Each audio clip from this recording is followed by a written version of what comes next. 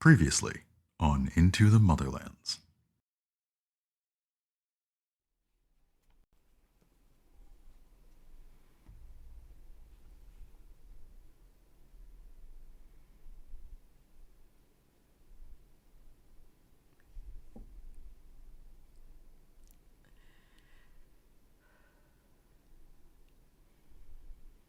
Hello, Motherlands family, and welcome to Back to the Motherlands, presented by Dicey Amazons, a quick recap show discussing the development and events of the Into the Motherlands campaign featuring Tanya DePass, Christina Ariel, Michael Sinclair II, DJ Knight, Aubrya Iyengar, and storyteller Eugenio Vargas. I'm Candy, executive producer of the Dicey Amazons, and one of your hosts.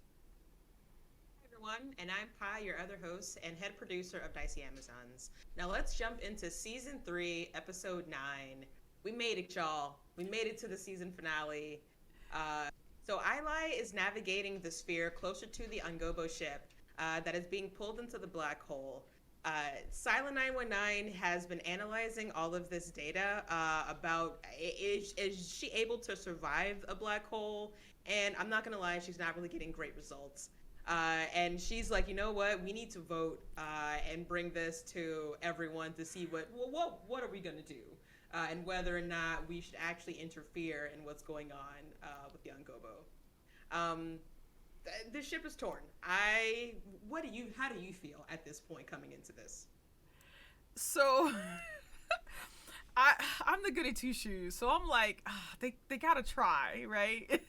Yeah, yeah. So I was with, like, I know, like, Aubrya wasn't in this episode, but like the previous episode, she was like, we gotta go at least try to help, right? And so Yeah. I'm What totally are we on here her for? side. I like, right, like, I understand they got some other stuff to do, but like I feel like they needed to at least make an attempt. So Yeah, yeah, exactly. So basically, the entire ship is like torn. Like the crew members, like, what are we gonna do? Ikemba volunteers to go alone because Ikemba is, he's got to try. Like I feel like he's got to step up and try.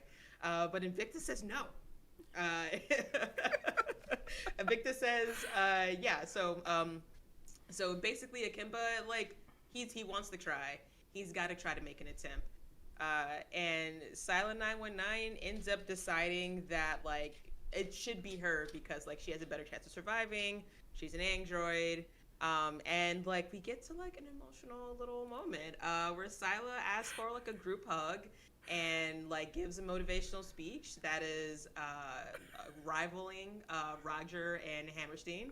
And Akimba responds in his own words that are legally distinct from Vanessa Carlton. I don't know if that was very Um, legally distinct, but actually, you know what, it was. He what did I did. say? Yeah, he did. We added in another duh duh or something like Yeah, that to make it he we changed the words up a things little out. bit. And Sila proclaims to everyone, how many miles she would actually walk to continue to be their captain. And a little, a little teared. I got a little emotional when I saw Yeah, it. same. Um, so then from there, the crew uses a tractor beam to get Sila to the ship and like get that down into the black hole. Oof. And we're approaching. I don't know about you, but I was like tense. Yeah. Oh yeah. Like this is happening. We're doing this This right whole now, episode was tense. right? Oh my gosh, yeah. So okay, so where are we at? So Sila's being tractor beamed down the black hole. She approaches the ship. And it's like there's like this organic like grown like pod like situation going on, and then there's like a metal tree in the center, and I'm reminded of the writers that brought this to fruition, like how like creative they all are. Yes. And it's great. It's amazing. Yeah. Props to the Um, development team. yes, absolutely, absolutely. So the Angobo are contact Invicta and Ikemba and thank them for attempting to help because they could have just left. The crew could have been like, "Hey, we gotta go. See y'all later." And they did it, and I appreciate the crew for sticking around and trying to help the Ungobo. And so Akimba tells them that they are sending someone over, and then all of a sudden they like feel like this panic coming from the Ungobo. Yeah, yeah. I'm panicking as well. Yeah. So they ask who's coming over, and they ask like it. They say they mention that it matters who's coming over, and then like for some reason they backtrack and say that I guess it doesn't matter anymore. Very weird. Very weird. Mm-hmm. Yeah. What happens next? So when pushed, the Angobu revealed that one of the crew may have a better understanding of what's going on and will be tested, unlike the others. So again, we're just getting sort of this weird cryptic language from the Angobu, and like Ikemba and Invicta, they weren't liking it at all, and neither was I. Me neither. Right, and so Ikemba's like, okay, we need to know to be able to help you, so like tell us. And then Ikemba actually feels like these feelings coming from the Angobu. They feel pride, sadness, and resignation from this connection. And so this is, again, just getting scarier and scarier because they're not getting any answers. Specific words. Yes. You know? Yeah, yeah. So, so we go back to Silent 919, who, of course, makes a 3-point landing when she lands on the ship. But can't find an opening in the ship, and so climbs down the tree portion, looking for an opening. She decides to take off the helmet to see if she can get help, and then is filled with relief, horror, sadness, and gratitude from the connection with the Angobu. And so with that, she hears a voice in her head, and it's only to her. It is not to the rest of the crew. But it says, "Of course it was you," and they invite her in. So just Of course it was you? yes. Oh. Okay. So tense whole episode. So Silent 919 actually enters through a bubble in a tube system and lands in something similar to an empty Montegane spa, is what Eugenio describes. Like there's no people here, but there's like things to be able to like take care of the bodies of Monteganes. So with that, the Angobu reveal that they can't be perceived by people. And so again, what? Yeah, is it just feelings and thoughts? Apparently. So so the Angobu tell Silent 919 that they are a part of the ship, and with the second engine just going down, they are basically now resigned to their fate of ending up in this black hole, but that they have a gift for her. And so they actually can end up connecting her to the ship, and she feels like physically that she is part of a ship. She can feel that like not all the engines are working. She can feel a little bit of pain from that and the black hole pulling the ship in and everything. And so super cool. Love that that connection that happens. But with that connection, they actually give her the gift of the knowledge of them and just even more. Like, I guess I don't know if it's all the knowledge that they possess or if they kind of like parsed it a bit to be like, okay, you get this. But she now realizes that she understands the language of the mysterious machines that they've been hunting for a while. And so I'm like, yes. Okay, because I'm like, we're getting close to the end. Are they going to be able to do this? Yeah, they've been trying for a while now, for a few episodes. Yeah. So finally, they can understand the language. But before she leaves, they say there's another gift that must be given to someone. And it must be given to this person when the time is right. And so find out that this gift is for Ikemba. And then after that, she leaves through another bubble. So the crew, like during this whole interaction, they actually felt their connection to Silent 919 break for a second while she was still on that ship, but it did come back quickly. So it wasn't enough to, I mean, they panicked a little bit, but it wasn't enough to like raise all of the alarms. Just a few of them. Just the initial alarms. Right. So the crew is relieved to see Silent 919 is back on the ship. And so Ilay, it basically like needs like to pull power from everywhere and uses like the tractor beam and Ikemba and Invicta give like give like as much power to the ship as they can to like try to pull the ship out of this black hole. And so Silent 919 is like riding the tractor beam, and she's like feeling this this feeling of gratitude. So now we're dealing with more feelings from the Angobo. So then Ilay ends up having to pull power from even more sections of the ship. And while Silent is on her way back, they're asking her questions to like make sure it's really her, because like things be happening and people be swapping and whatnot, and we want to make sure. And so Sila gets to the ship. The crew is asking her questions like who, what, when, where, why, and how. And honestly, like also asking her questions to make sure that it's still her, because like you can't be trusting everybody out here. Yeah. You know what I'm saying? So then Silas shows the rest of the crew that she can translate this like robot language, and then a voice enters all of their heads, thanking them, and then they can see the Angobo engines disappear, and like the whole ship is engulfed into this black hole.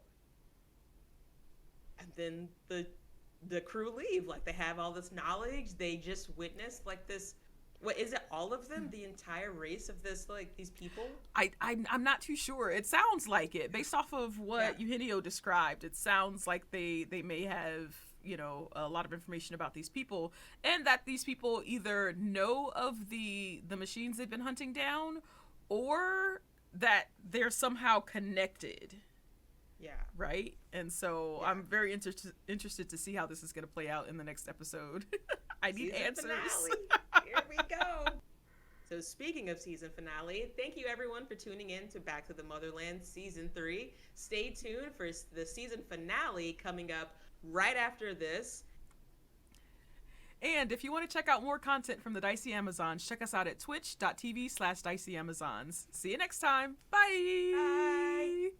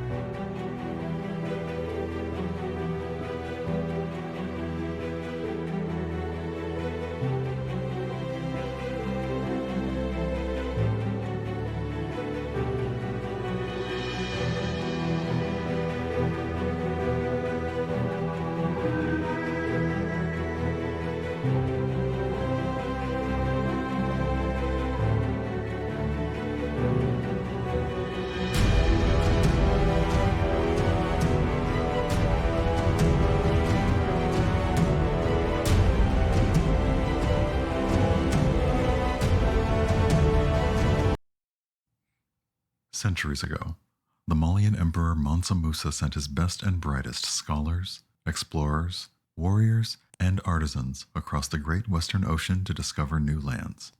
They succeeded in ways no one could imagine. Now, 3,000 years later, their descendants have made a home for themselves on a new planet, and the calls of adventure and discovery are stronger than ever.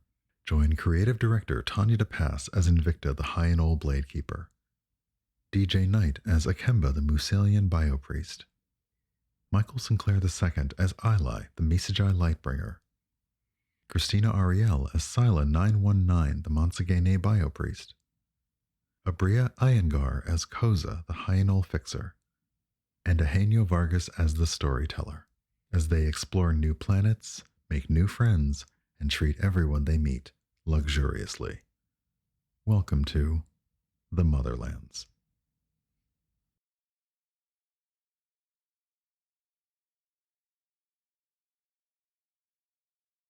Good evening, everybody. Welcome to the season finale of Into the Motherlands. I am so excited and a little nervous to be back with you all tonight. Gotta be honest and upfront. Feels like the right thing to do. My name's Eugenio. You might know me as DM Jazzy Hands. I use he, him pronouns, and I will be your storyteller for this finale this evening. We got lots to talk about and lots to wrap up in our story. But first, we should introduce all the other players that are here with us. All of the other glorious humans who have helped tell this story for all of these weeks. So our final chaos intros of the season, go. Hi, my name is Christina Ariel, and I play Captain Silent 919. Her and my pronouns are she, her. This is going to be really excited, and she's a Monsagene Biopriest. That's the one. I'm Abria Iyengar, playing Koseh, your Hyanol Fixer. Both she and my pronouns are she, her. And I'm so excited. Hello, my name is Michael Sinclair II. I go by Michael Crits everywhere. I'm playing Ilay, the Misajai Lightbringer. Their pronouns are they, them. My pronouns are he, him. Let's see what happens today's finale. It's me. I'm Tanya. I'm Tanya. I play Invicta, a High and Old Blade Keeper. Both our pronouns are she, her, and I'm going to go back to what I was doing because clearly I forgot I'm not a character and I'm a real person on occasion. Oh, hi. I'm DJ Knight. I play Ikemba, Musalian Biopriest. You're awesome. Our pronouns are he, him. Thanks for being here. Phenomenal. Welcome, everybody. This is our finale. Real quick, I do want to give thanks to the folks who have helped us to be here for 3 seasons now. And as you all know, we got some fun giveaways that I'll talk about briefly as I go through these thanks. So for the 32nd time in our history, I want to thank Die Hard Dice. Die Hard Dice has been a huge supporter of Into the Motherlands. They have created a set of Musalian Skies Dice that are available on their website, dieharddice.com. Some of us may have recently received some samples of our character dice sets from Die Hard that we are very excited to have out in the wild eventually. So keep an eye out for that as well. Of course, that's all part of the everything that's coming up in the upcoming months, even as we will be ending this season. So anyway, go to dieharddice.com, check out all of their awesome offerings, and when you do, use code MOTHERLANDSRPG at checkout to get 10% off your whole order, which will likely be large because there are so many pretty math rocks. So thanks, Die Hard Dice. We appreciate you. Next up, we want to thank Blue Microphones for supplying us with the equipment we need to make sure that we sound good for you all every single week.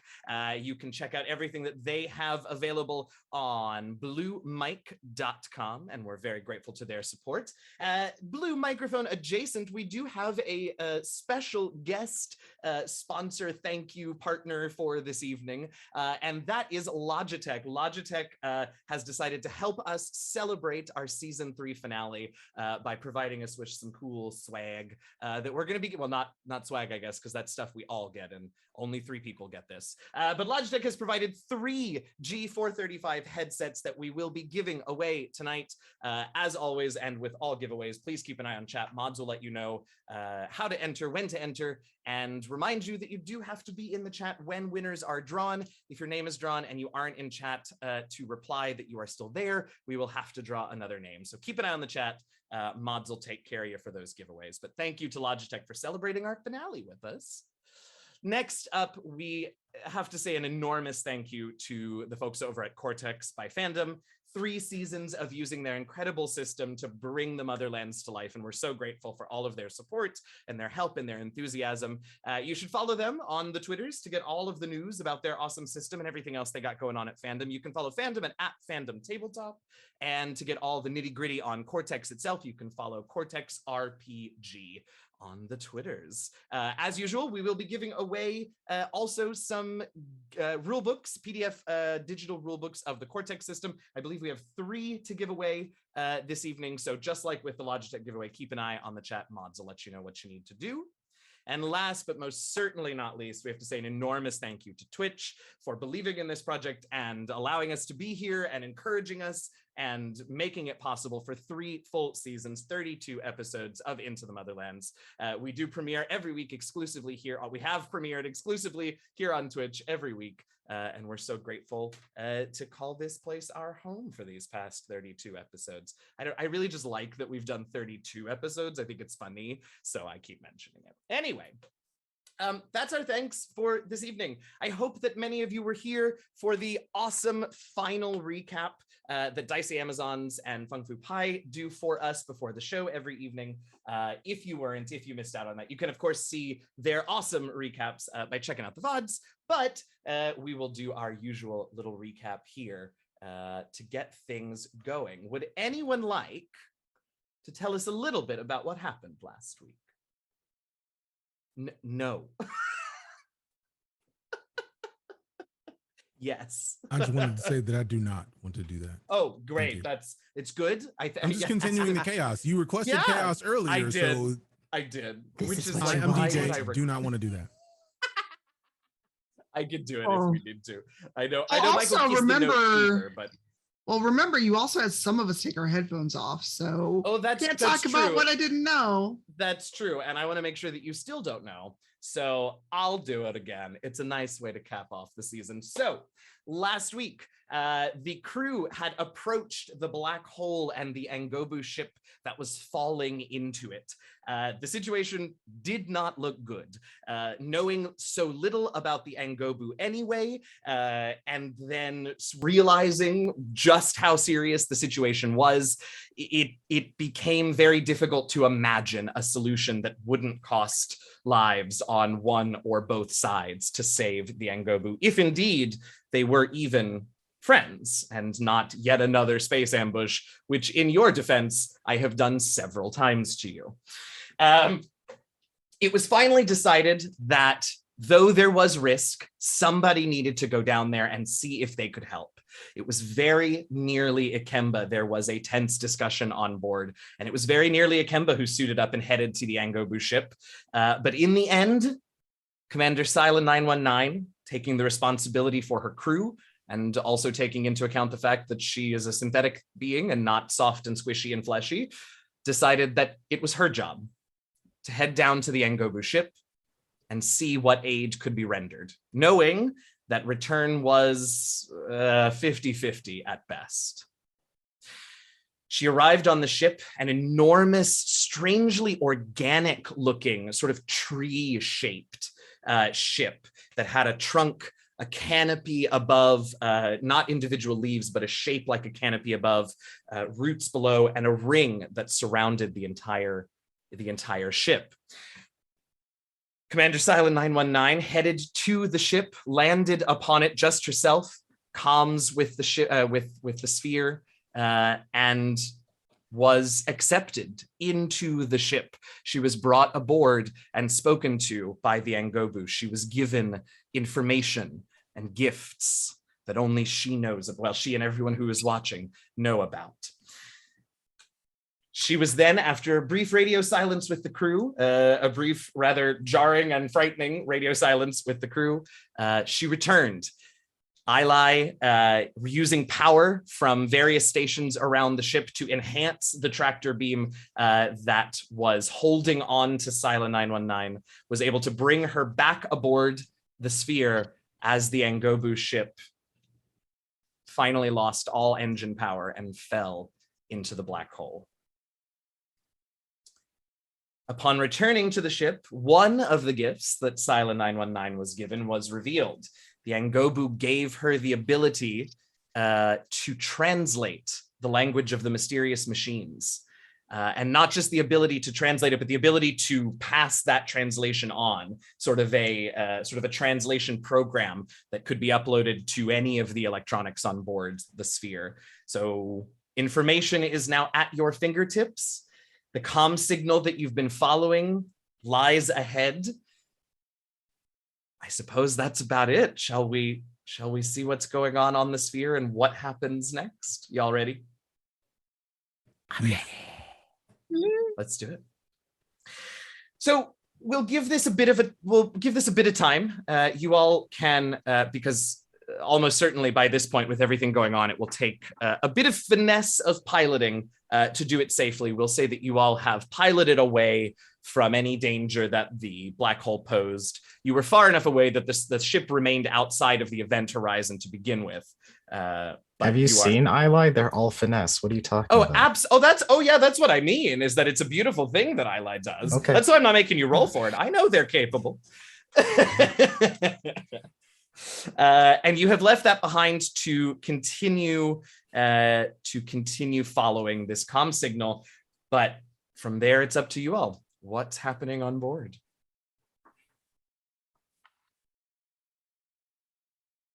Invicta's still a little concerned about how different Sila was when she came back over. Mm-hmm. And she's looking at Sila, and then she looks over at Ikemba. What do you think, Ikemba? You and Ilay are the medical types on this ship. She does seem different. Captain, well, Commander, would you mind if I gave you a medical checkup in the med bay?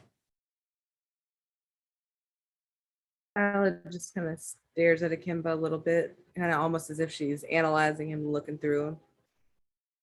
And he's just sitting there, stone face, just.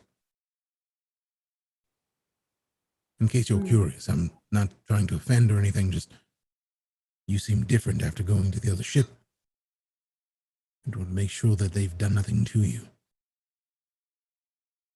Untoward, of course. Just want to make sure you're all right. No, they were kind. I'll take your checkup. Perfect. Thank you. If you need a secondary opinion, just let me know. I'm busy finessing ourselves outside of the gravity well. Would you like assistance? Oh, no. This is my specialty. Then perfect. Can I watch? If you'd like. Okay. And then Ikemba just kind of like leans at Ilay, just, by all means, we would always love to hear more about any ideas you may have. This is a situation that affects us all, so if you have ideas, by all means, provide them. I'll give you the results of the scans when we're done. I look forward to them. Thank you. Perfect. Ikemba just like reaches his hand out to the captain to see if she's ready to be walked to the med bay. Yeah. So just a basic sort of diagnostics, Ikemba. Is that the idea here? Definitely an in-depth diagnostic, just because he's Sure. like, he's seen the commander leave multiple times. Mm-hmm.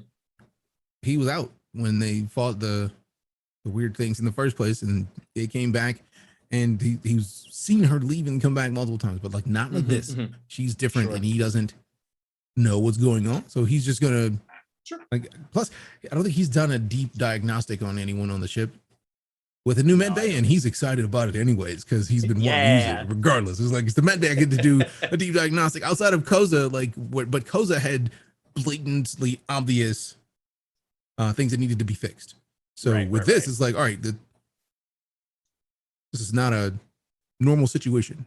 Sure.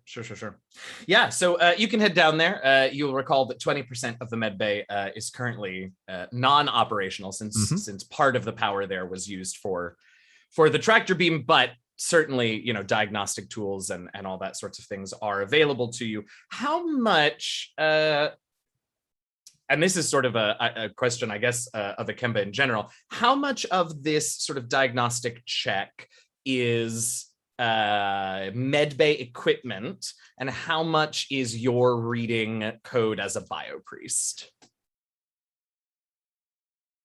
I think it would be 70-30 in the leaning toward his capabilities. Okay, great. But he wanted to definitely get more detail from the machines because, like, sure, he knows that there may be some bias in him because he is fond of the commander, so he doesn't want to like rely on his own judgment 100%.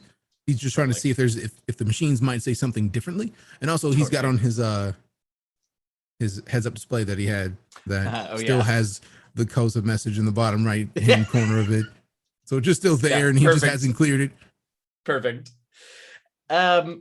So yeah, I mean, basic sort of systems diagnostics and that sort of thing. I mean, that's very easy to do. Sila runs them sort of on the regular, in the background anyway. And those all check out. There is, if you were to check sort of a log of some sort, and of course, Sila 919 at any point, if any of this is beyond your enthusiastic consent for your physician, you let me know. But if you were to check any sort of log of recent changes or upgrades or whatever, you would see that, as she said, there is new programming, new code, new information, which matches up with the translation that she can provide to you. But other than that, the mechanical diagnostics all look, all come out normal. As you sort of begin to then read Sila 919's code, it's different. Have you ever used your ability to read the code of Amansagene? Once. So but it's not a thing that he's like super used to.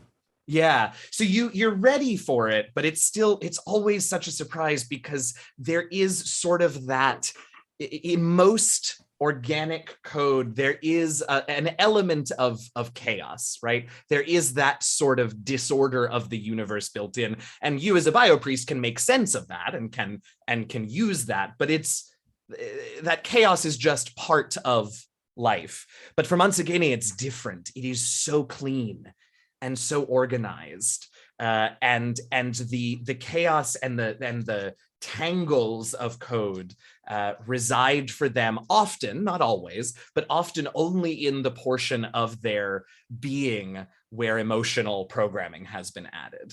That is sort of the thing that reminds you of organic life, but otherwise their code is so very clean and organized. And Ikemba loves it.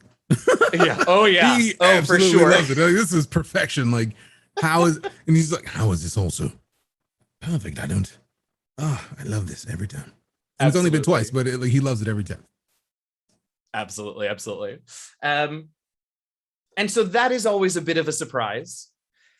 And then the surprise on top of that, as you sort of examine her, is that there are other bits. You can see where the translation has been given to her, and it is not at all like her code.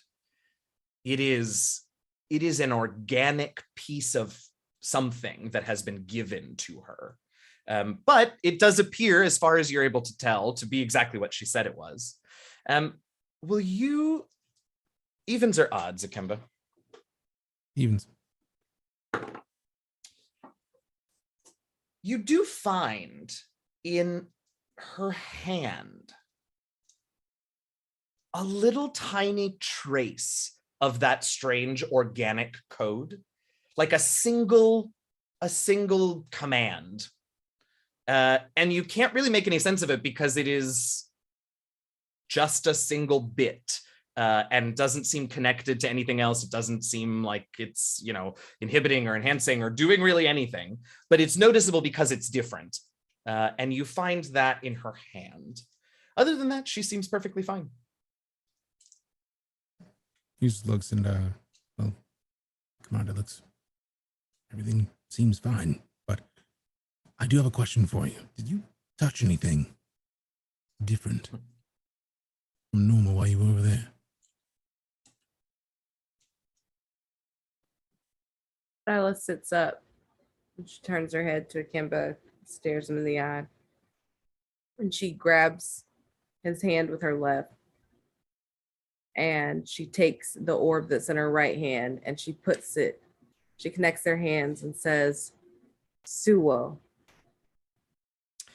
Oh, okay. Yeah, great. Ikemba, you said you put it in his hand, or you put your hands together? I put like his hand on top of my hand, and then Great. I close. Perfect. Ikemba, you see, as you continue to sort of watch your commander's code as she speaks to you, when she says that word, you see that single little bit of code expand. But it doesn't expand into her. It expands into you. And I will leave it up to the rest of you if you would like to hear what Ikemba experiences now. I'm not going to tell you to take your headphones off like I did with Sila. It is entirely up to you, but I am going to have a little moment alone with Ikemba, if we could, please.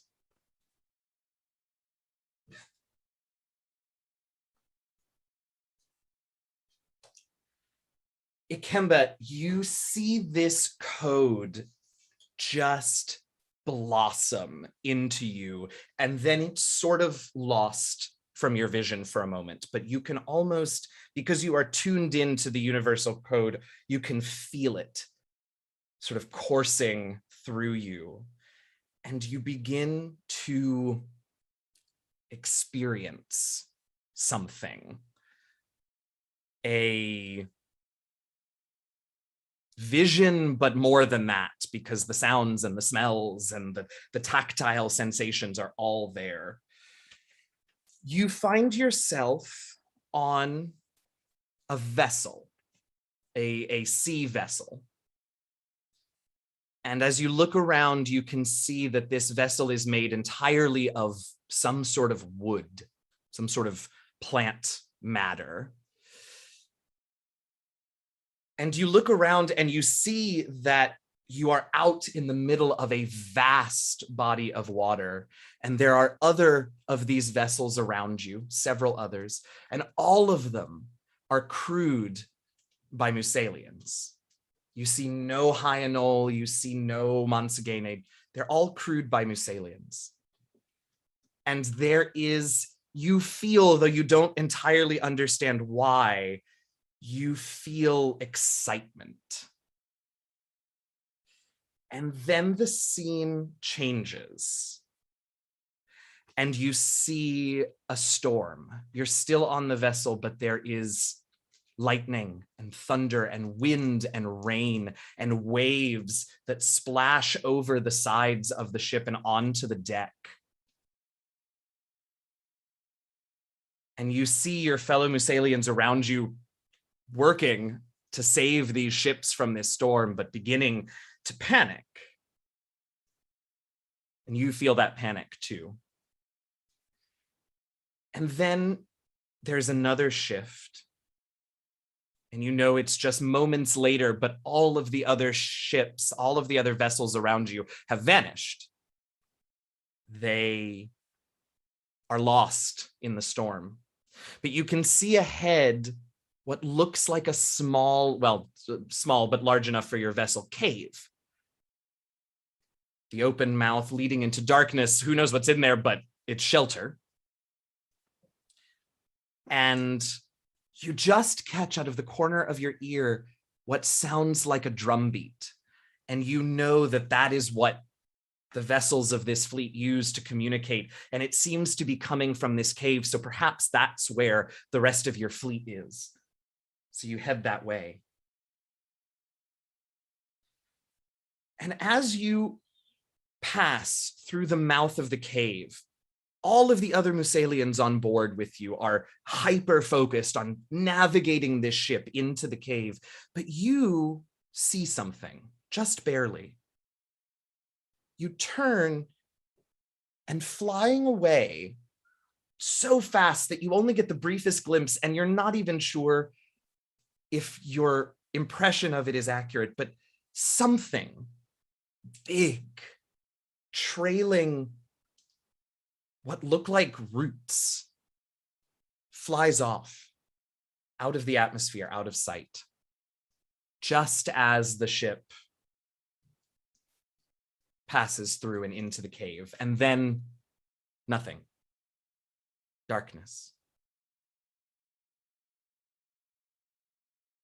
And the drums get louder and louder until it's almost deafening, and then there is light. And you see a beautiful vista in front of you. And the part of you, Ikemba, that is given over to these visions and is participating in them sees beauty. But the part of you that is still you, Ikemba, sees home. You see Vutoa. You see the city, the Hyanol city of Halins in the distance, but it's newer and smaller. But newer now, so older. And then you're back to yourself in the medbay. And you know two things. You know that you have seen the origin of your people on Vutoa, an event that there are myths and legends and stories about, but written accounts, reliable accounts, are thousands of years old. And you also know that these machines and these signals that you are following are going to lead you to the birthplace of your ancestors. That these machines come from the world that the Musalians originated from. And the last thing that comes to your mind before you are fully present again in the medbay is a single word translated into dozens, maybe hundreds of languages, so that no matter who you are speaking with, you always know this word that is your history. Earth.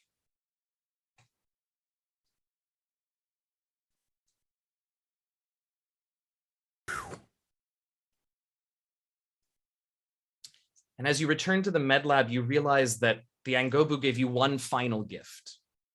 They knew that this would be a lot for so many reasons. And so as you look around, you see that somehow you have a moment. You don't know if anything seems possible now. Maybe they stopped time. Maybe they sped up your cognition so that you could have what felt like moments before your companions could respond. But you have a moment where Sila and Koseh sit or stand frozen for just a moment. If there's anything that you would like to reflect upon before they come back to you. Tears well up in Ikemba's eyes.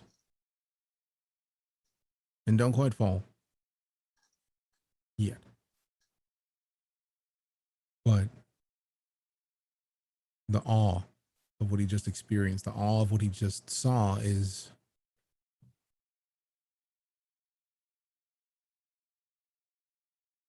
breathtaking. So he's just speechless. Yeah. And when time returns, He just looks at both of them. Has a seat. And one by one, the tears fall. Just those two. But just, he looks at Silent, just,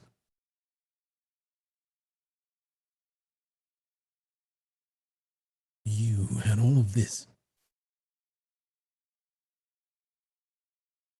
from your walking to, from your going to that ship.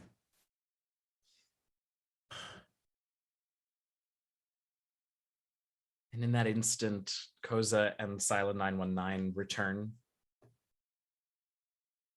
And Sila, you hear Ikemba ask this. And you can tell that something, I mean, you didn't know even exactly what it was that you were passing on. But you're aware. Let's go back. Why don't we head back? I just realized we are not back where we could see everyone. I'm staring at the Zoom windows, but we should head back.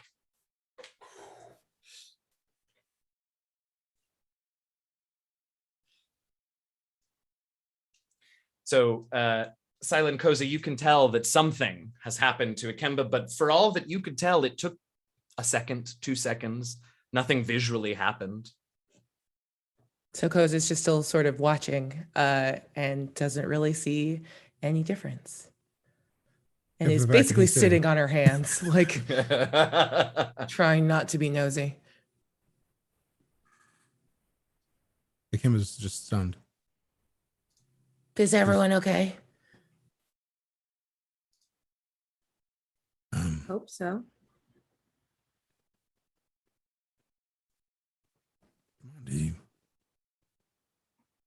Did you see what I saw? Who?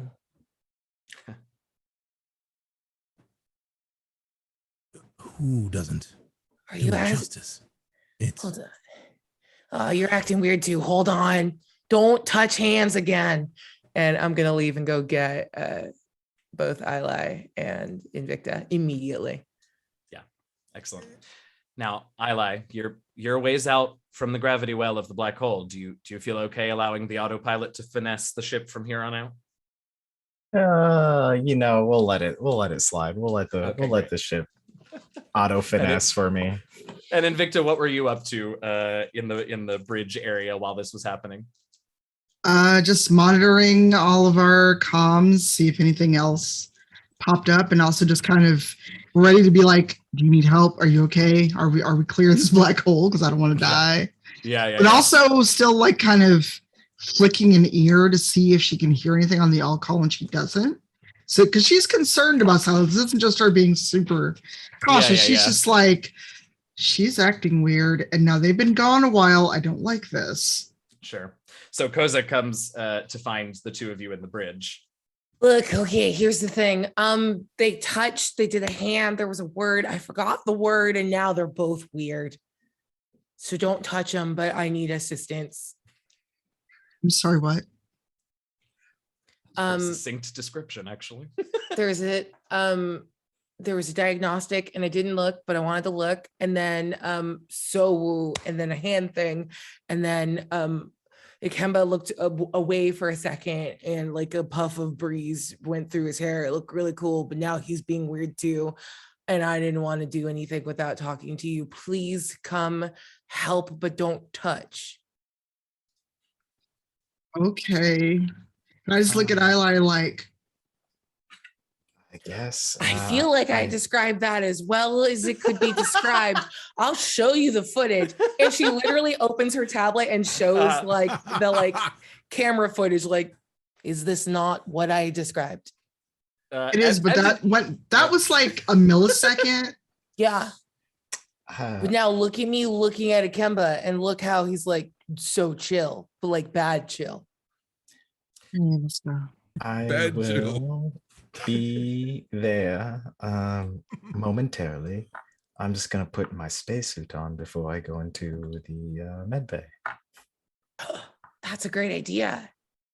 There was a hand touch. You all watch too many Hollow movies. Don't know what the touching is. I would rather have something between me and the touching. Yeah.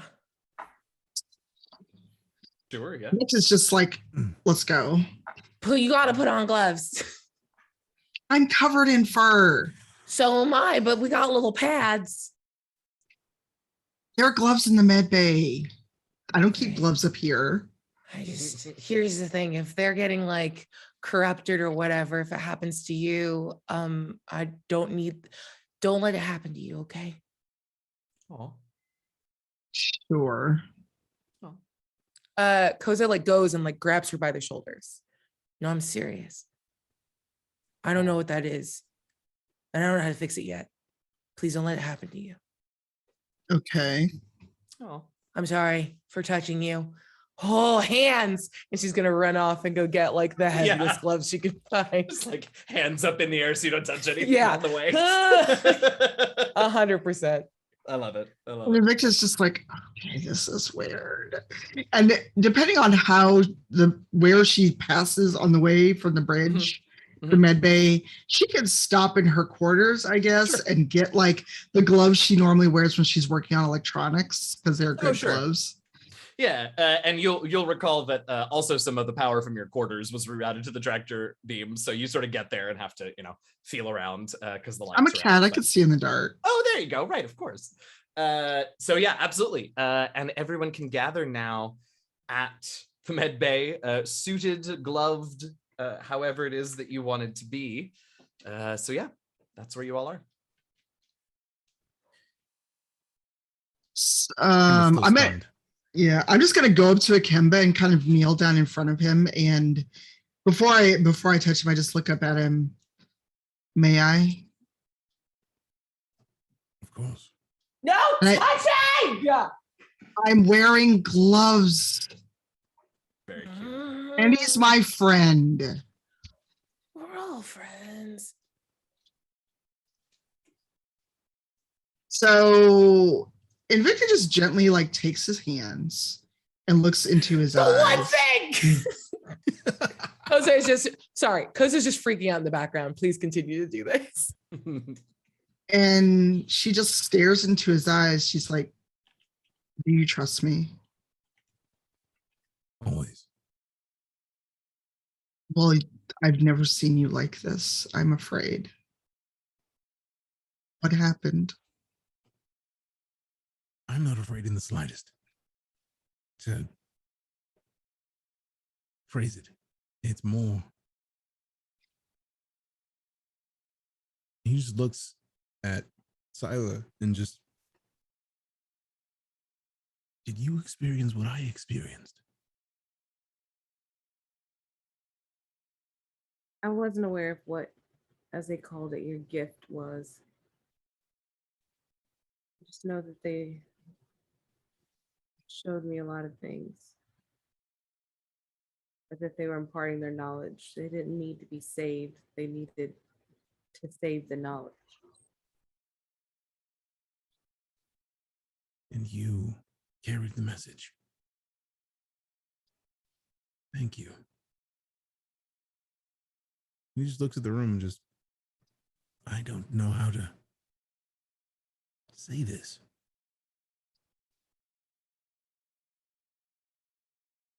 I witnessed the birth of, not birth, but the traveling of my ancestors to Vutoa. Wait, what? Exactly. We've heard legends of this. That's all. Legends, suggestions, possibilities. I just witnessed it. Okay, so you're hallucinating. All right. And Koseh is in the background looking for medical equipment. And he's just like, Koseh, there's nothing Please don't touch me. to get. I'm not trying to touch you. I'm just putting a hand out to stop you from getting tools. I witnessed Musalians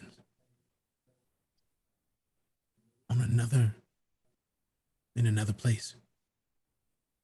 Entirely. And then they traveled to Vutoa. And it's not just a vision I felt. everything. As if I were one of the people who traveled.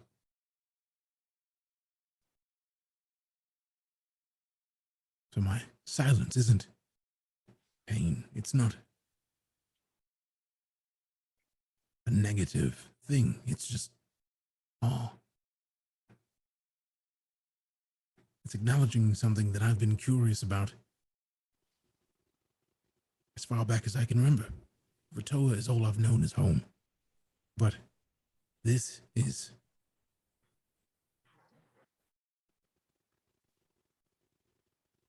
I just witnessed a legend brought to life and experienced it. So you can imagine my surprise.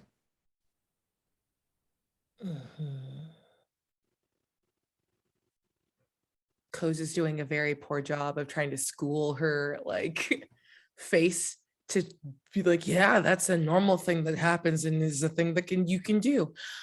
Is there any sort of like check I can do about like the transmission of incredible amounts of data like subcutaneously? Because that's what I think I just saw. And if I don't have to have a USB drive, that would be very cool. What can you do? Are you trying to say like, have you ever heard of this, or are you trying to figure out how it happened?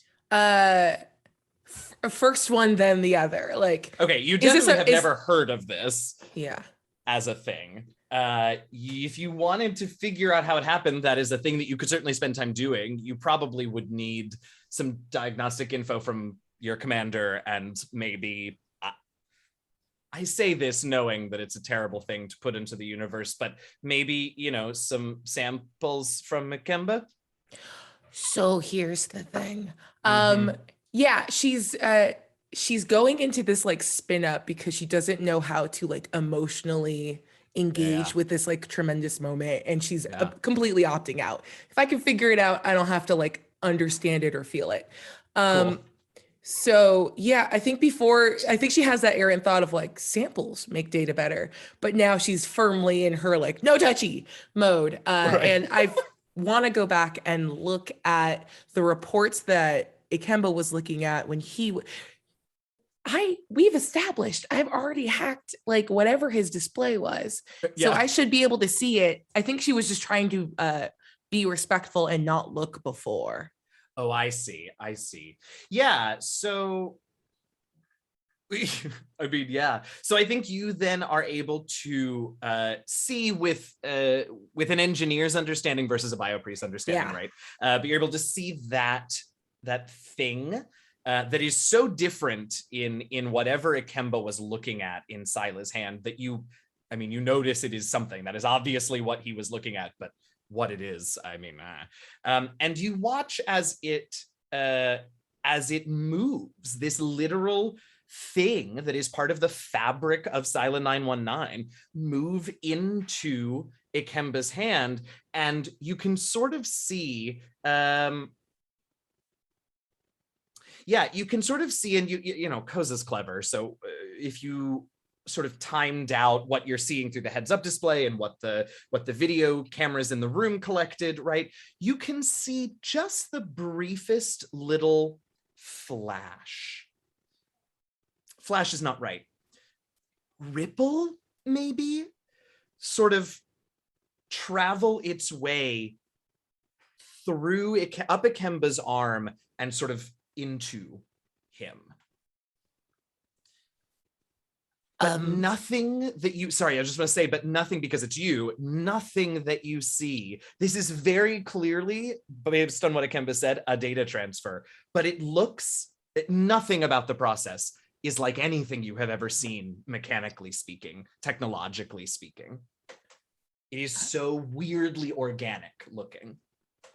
Koseh is just playing a game of like zoom and enhance, trying to figure out what that is, and has now checked out of the emotional part of this conversation and just sort of waves her hand in Ikemba and Sila's direction, says, "Congratulations," or "I'm sorry for whatever just happened." And now she's just busy trying to figure out whatever's happening here and is sort of lost to that. I love it. Ilay and or Invicta, how are now that you all have been brought up to speed? How are you all feeling about the situation? What is your reaction here in the moment? I believe I it feels spooky. That's where I'm at. Sure.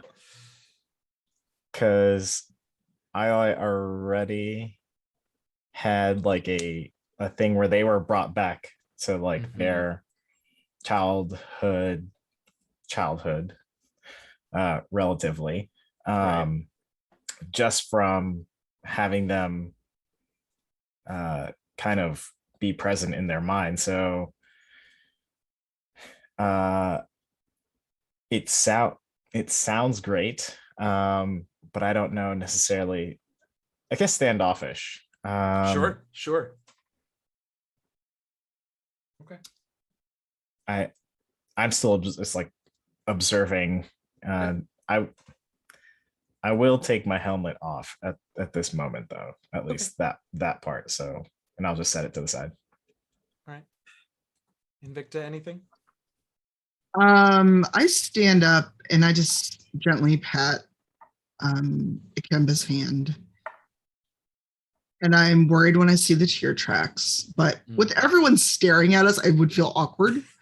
Sure. And I just, if after this you want to talk, you know where to find me or to spar. And I actually turn, all right, talk and spar at the same time. Winner gets the cheese. Even better. I love that. Gotta not touch.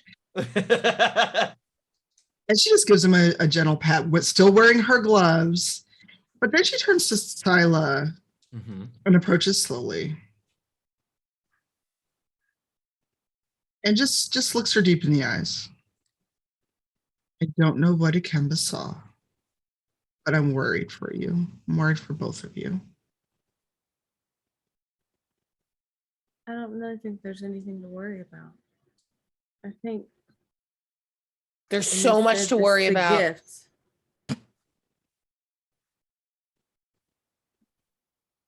I think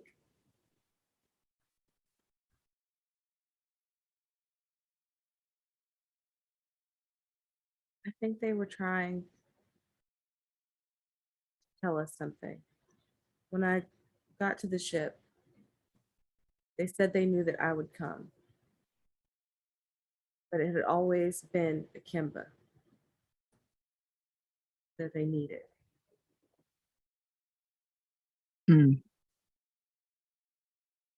Well, based on what he just told Koseh, that may have been what they wanted to pass on. The knowledge of Earth. Of the And what? back then, Ikemba just, I believe it's Earth. That's what I said. Earth? Yes. And so you were their chosen one, but Scylla went over and they passed the knowledge on in a way that she could give it to you. And it was still passed. Well, hopefully we can study this more once we get back to Vutoa. I can study this more now.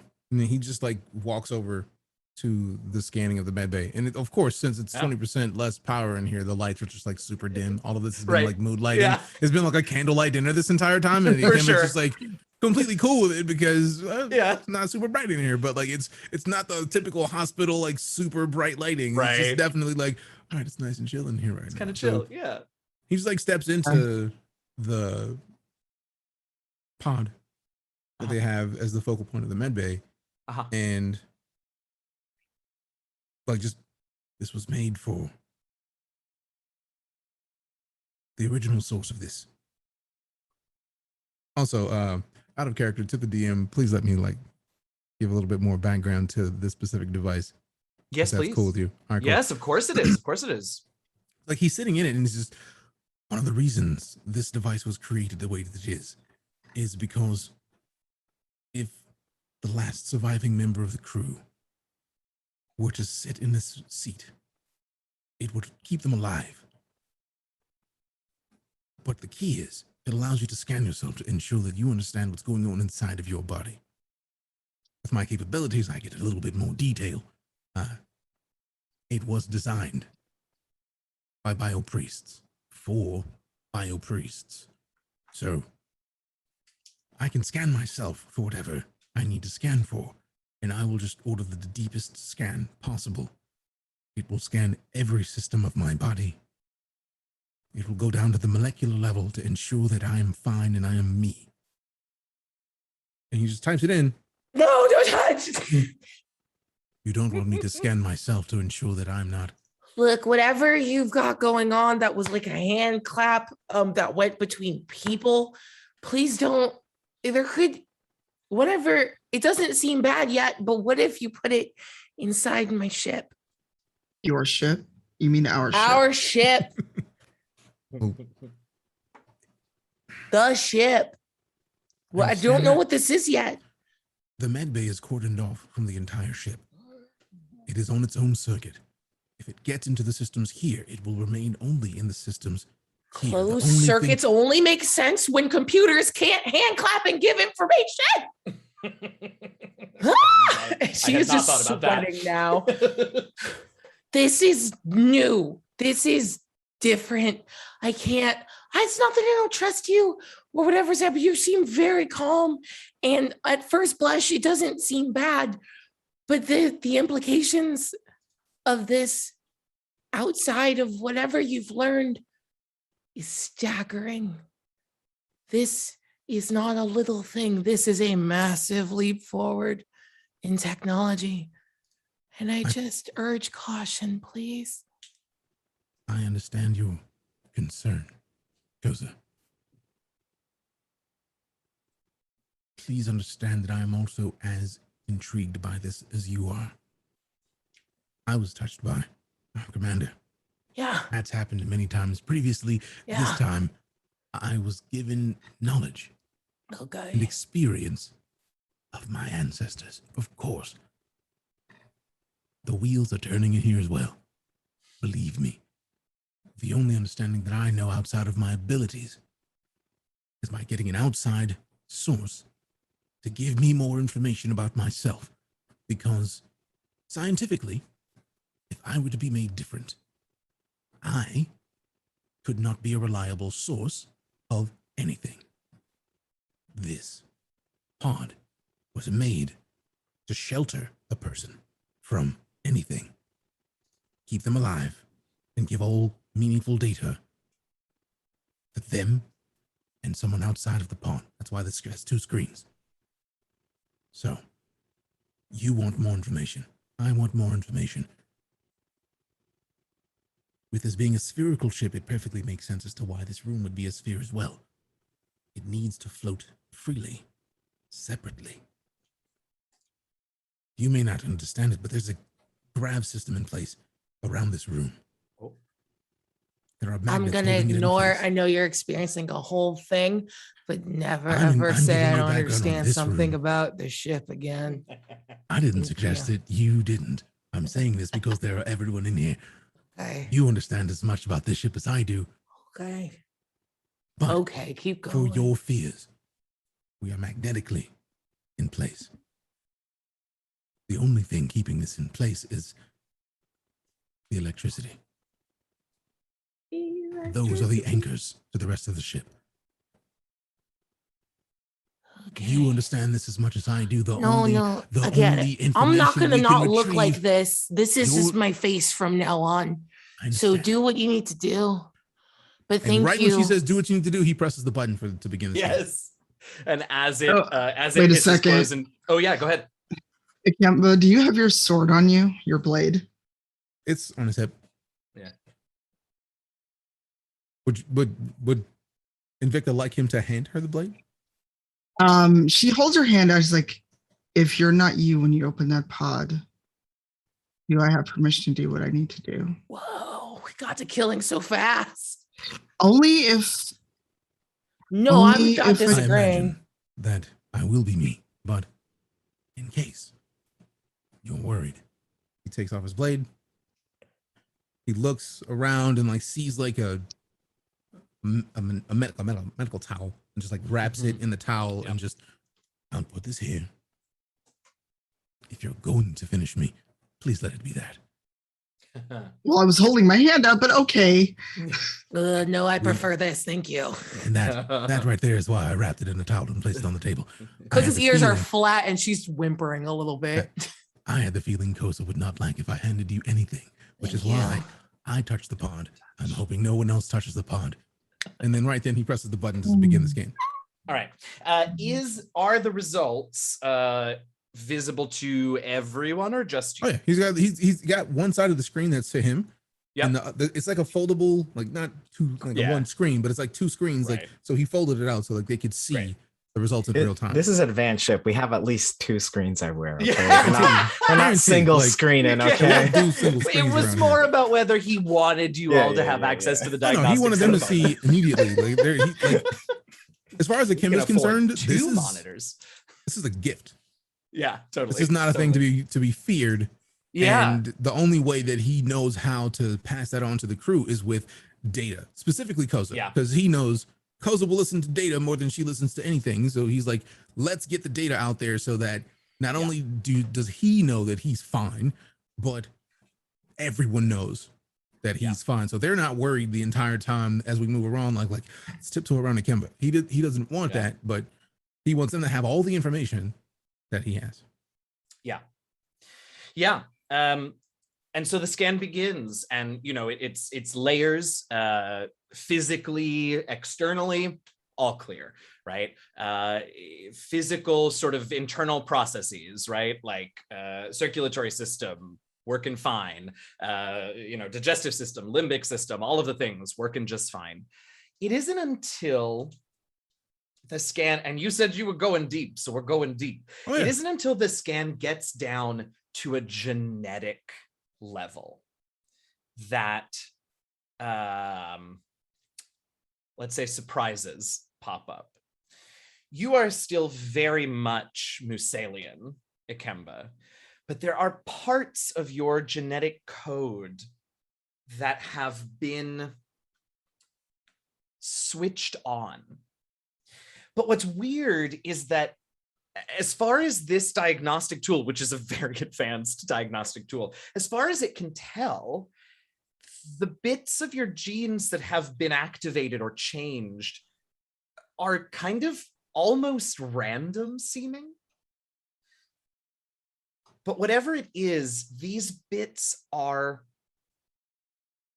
this is such a strange thing to say, they're old. They are the parts of your DNA that you have received from dozens, hundreds of generations of Musalians.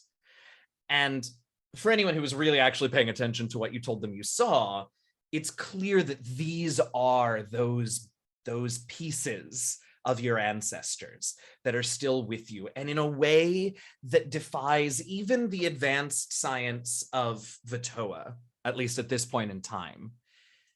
It is these ancestral genetic markers that have given you these memories. This is a sort of inherited past. We talk about sort of generational knowledge and inherited, things, experiences that are so impactful to a person that in some way it is imprinted upon their very building blocks. And that is what the scan sort of finds, not in quite such, poetic description, but it finds these core genetic moments that have been activated, enhanced, turned on for you. You are still a Musalian. You are not something else. You just have access to an old knowledge that is probably within all Musalians, but is not something that is within up to now has ever been within anyone's capability of accessing.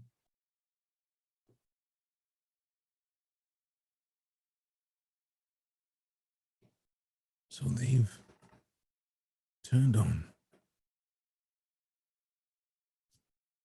DNA that's been provided to me by my ancestors and has been there the entire time. Interesting. This changes everything. Mhm.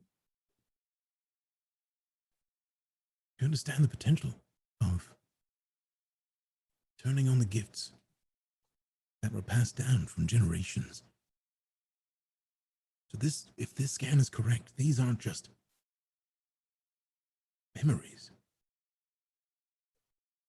They've been a part of me the entire time. They've been a part of all Musalians. We just didn't know how to access it. And he just like sits back and just like thinks about the possibilities of this happening anywhere, because the logic in his brain is just like, all right, this is logical. This is absolutely awesome. If we turn this on, this is potential to do amazing things. And then he also is on the other side thinking like this has disastrous potential in the wrong hands. Sure. Because some things have been phased out due to like not evolution, but just generations passing. Like things that people don't need anymore don't exist, but turn them back on, that could be problematic. So he's curious that it doesn't seem to have hurt him, but it seems to have given him memories, and he's very curious about what more there is to it. So he's probably going to be spending a lot of time in the med bay just doing all the scans. Wouldn't that be nice? But as you're sitting and thinking about all of this after the scan is done and you're sort of, look at all them faces like, oh, here he goes. As you are describing this to your crewmates and sort of thinking about all of this, there is a very calm ship alert. It is not an alarm. It is not a klaxon, but there is an alert over the ship systems that there is an unidentified spatial anomaly ahead. That is where we'll take our break for this evening. Thanks for hanging out, everybody. Hope you've been enjoying this so far. We are not done yet. This is not the end of the finale. We still got a whole second half to go. So go take care of yourselves. Grab some water, grab a bio, grab a drink or whatever it is that you need. But don't go too far. We will be back very shortly to finish out season 3 of Into the Motherland. See you soon.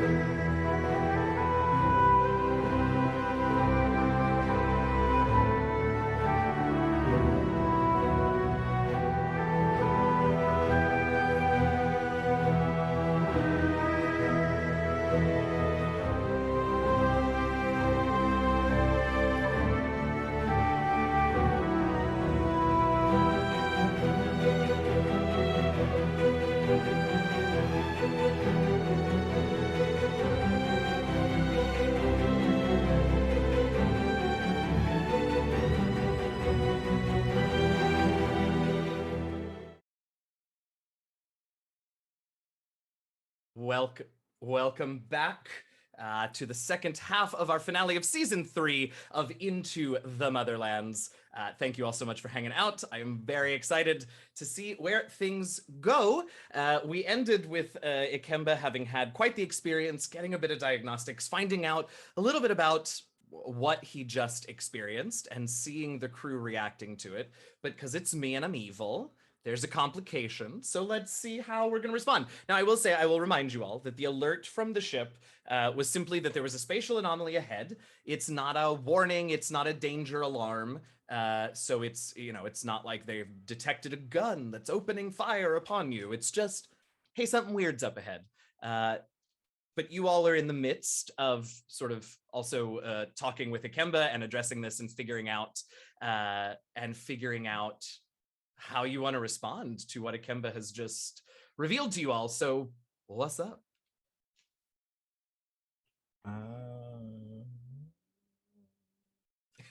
I know. Okay, so I call this the Eclipse Infirmary. I have not been able to use said Eclipse Infirmary. Yeah. I would like to use said Eclipse Infirmary. Ikemba,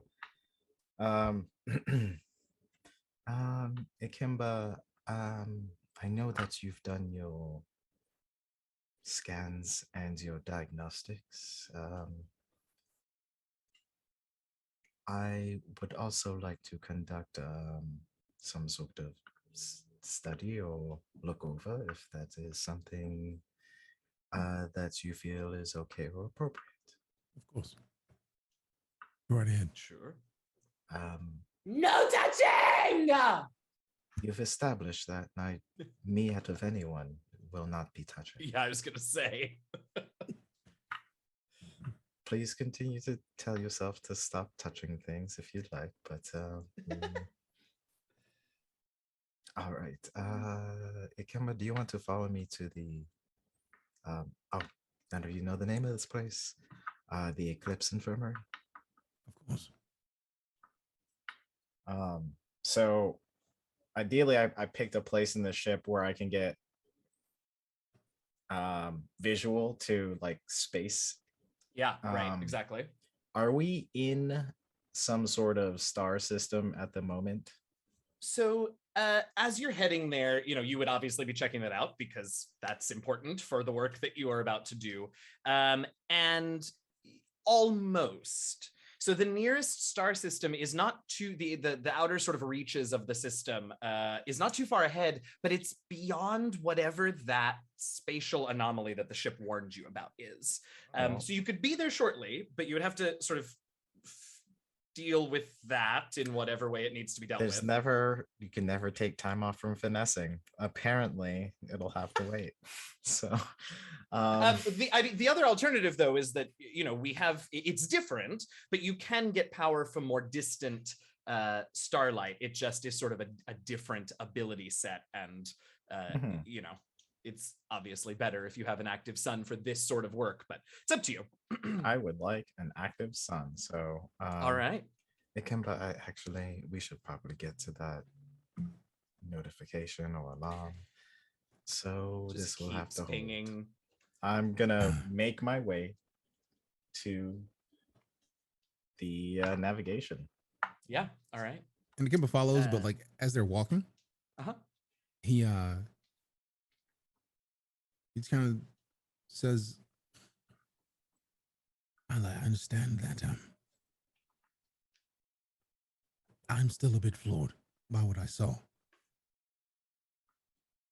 It may affect you, all of you, differently than it's affected me. So I will refrain from touching in light of Koseh's concerns. Because I don't know how you, all of you, would respond. I appreciate it. That is my boundary as it stands. I don't know. Gathering from what you've said, I don't know what that entails. Obviously or not obviously. Becoming who I am, a Misajai, it's its own process, and so I don't know what kind of experience that will unlock should we choose any sort of contact. Indeed. I was concerned of that. So I'm glad we've cleared this. Thank you. I appreciate you speaking into it and continue our way over to navigation. Great. Koseh, you're still working on analysis, or are you taking a break and doing something else? Nope, this is all there is now. Great. That's what I thought. That's what I figured. Commander, how about you? Sila's still just kind of silently watching the crew Mm-hmm.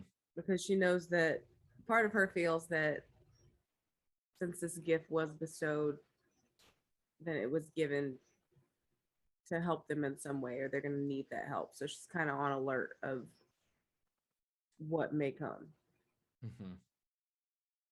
Yeah. And Invicta? Rich just goes back to her station and goes to work. Yeah. So those of you who are there on the nav bridge, you can see what the ship has alerted you about. There is a distortion in space ahead of you. And it doesn't take much analysis either by the ship or just by you all looking on to see that this is a sort of very crude attempt at cloaking or stealth technology. But it's not Vutoan, a bit like even sort of the older Vutoan ships that have this capability do it better than this. Like, you can see where this thing is being held. It also, or being hidden rather, it also does seem to be just sort of hanging out, almost as if it is being almost as if it's a wall, like a screen to block view of something beyond. It doesn't even look like it's hiding a ship. It is more like a crude wall of cloaking that keeps you from seeing whatever is beyond. But other sensors that you all have are powerful enough to know that beyond is a star system with several planets and a central star.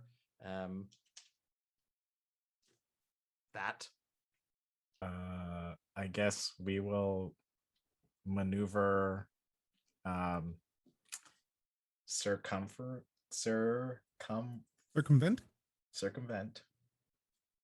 that word. We'll circumvent it, but also want to get like a good vantage point, because obviously if it's cloaking from one direction, maybe it's not cloaking from another direction if it's poor in design. It takes you a little while of flying around and looking and exploring,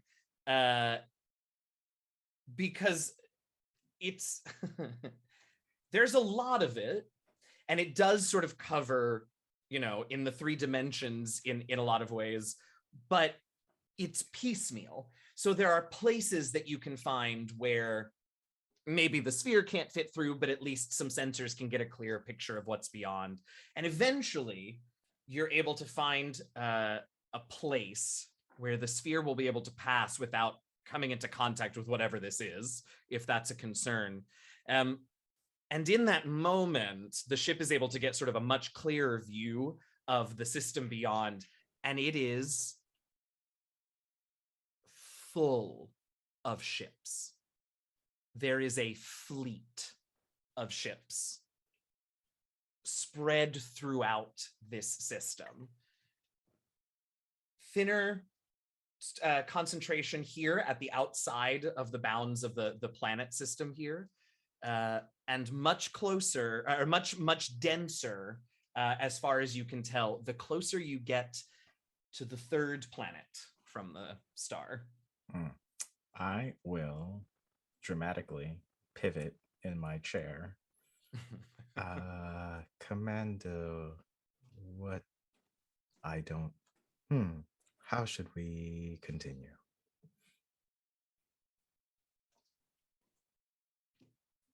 I think we should be on our guard. We should put up whatever shields that we have and open a line of communication.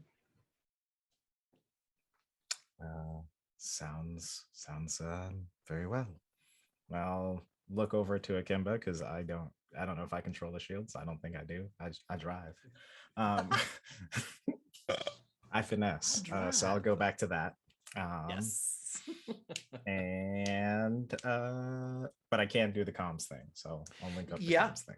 Yeah, sure. And are you, Commander, are you hoping to open sort of an open channel so that any ships within range can hear, or do you trying to target a specific ship? How are you broadcasting here, ideally, Commander? Which ship looks like the big boss dog, like the big, legally distinct floating flat ship in space in the midst of little small ships? There does, if you watch the scanners long enough, you can see that it's one of the bigger ships, one of the bigger size ships, but it sort of, you notice this one specific ship that seems to be sort of sitting just outside of an asteroid belt that sort of bisects the system after the fourth planet out from the star. And all of the other ships in a weird way sort of seem to be moving in its orbit. Not literally, but it's clear that one is if not the command ship.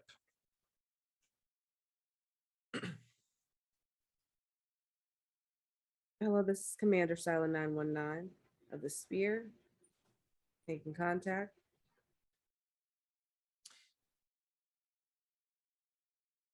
And it takes a moment, but a response comes. Sila, did you install the translation software in the ship? I did. And also I had Silona running diagnostics on it as well. Oh, yes, of course. So in that case, all of you are able to hear and understand the response as it comes through the ship. And a voice says, "This is the flagship of this system's defense navy. Retreat immediately, Sphere, beyond the edge of this system, or the fleet will be forced to destroy you. This is closed space. There will not be a second warning." I acknowledge and respect your warning. However, we are here on official torch business. Who is, and it doesn't have to be a single person, who among you is watching sort of sensors and that sort of thing while your commander parlays? Yep, I assumed it would be you two. Great. So you see the unmistakable sign of, and right now it's only a few because you are at the outer reaches of the system, so there aren't a ton of ships near you, but those that are very obviously change their course to head for you, and you see the sensors indicate that weapons arrays are coming online on many of those ships. Out here, all the way out at the edge of the system, there's maybe just a handful of these ships, but it is very clear that reinforcements are plentiful throughout this system. I did not really like that answer. There's some weapon systems coming online. Many of them. And ships are headed our way, Commander. I think you guys hear just Koseh very quietly over the intercom. Run or blow them out the sky. I'm curious if we have enough weapons to blow them all out of the sky. And these are not the flagship. So we may have problems if we try to blow them out of the sky. Koseh finally like pulls up the array of what everyone's looking at. I was like, oh, holy shit, we gotta go. Oops, time to go. We gotta go. It is at this point, as Koseh recognizes the danger, that a few of the ships have gotten close enough that the sphere is able to put them up on screen. They're not next to you. You know, Zoom technology is very advanced in Vutoa. But you're able to see them, and not just on the scanners, and you see that they are immediately, there is recognition. These ships are of the same metal that the mysterious machines that you've been tracking this whole time are from. And Ikemba and probably Ilay, you can very clearly see that the signal you've been following originates from and ends at that third planet where most of the ships are in orbit. And this is clearly the origin of those strange, mysterious machines. Do you see what I see? Yes. I'm going to create a little bit of distance as we figure out how we want to approach or not approach this. I'm just gonna back it on up. No audible beeps because we're being tactical. So just Sure. backing it up. Sure. Yep. But do you quietly say beep? Ilay certainly does. Yeah. Great. So you and are you retreating like truly like outside of the whatever? I mean, Nope. it's space, Nope, so just these are slow arbitrary. rolling, But slow okay, rolling. slow rolling back. Got it. Because like we want to I know the crew vibe. Like we want to kind of figure out what's going on, but we're not going to just give ground. So we're doing what they say we want.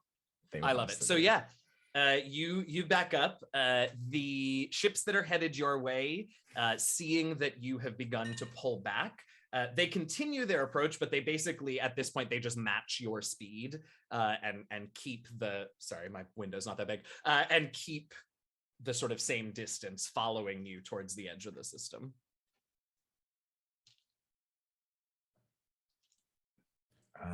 So I gave us a bit of time. I don't know how we want to handle this situation. However, Commander, let it be known, and I believe Ikemba sees the same, that the signals originate at that rocky thing. It is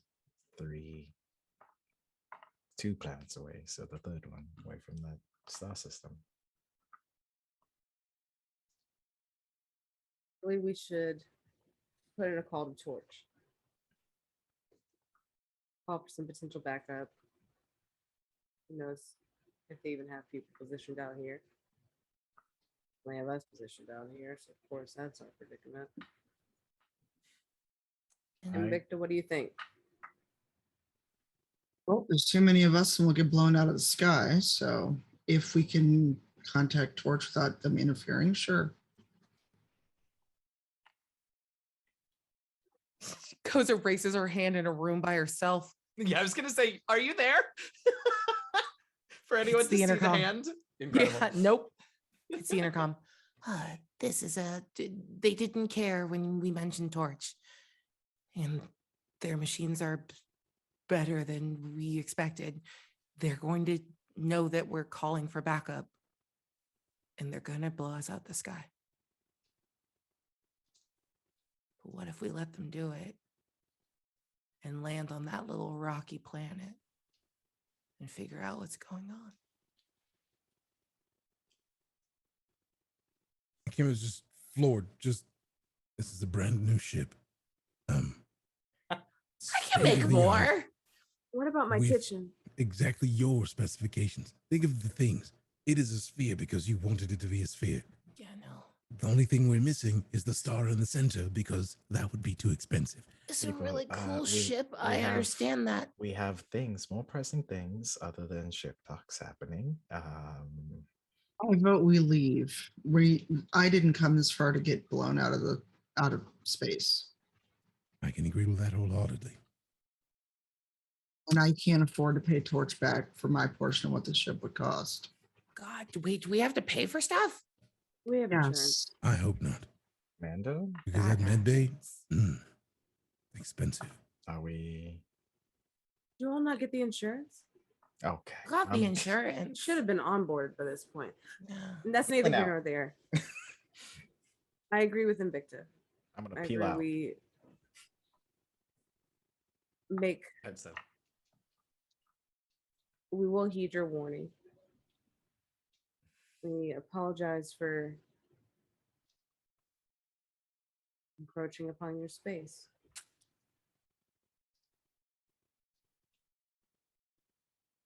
Is there any way we could like be in their system by this point? Oh, interesting. To what end? Maybe. I just want to like we found them. They had the same material that the ship was made out of. Oh, Like yeah. all of Yeah, these yeah, yeah. things. Like we're in a situation where we could potentially get something. Like, is there any way Mhm. if I make the second call through myself that my voice Oh. can go into their system, and then that could be my way in, and I can upload it back to myself. That's interesting. I'll buy that.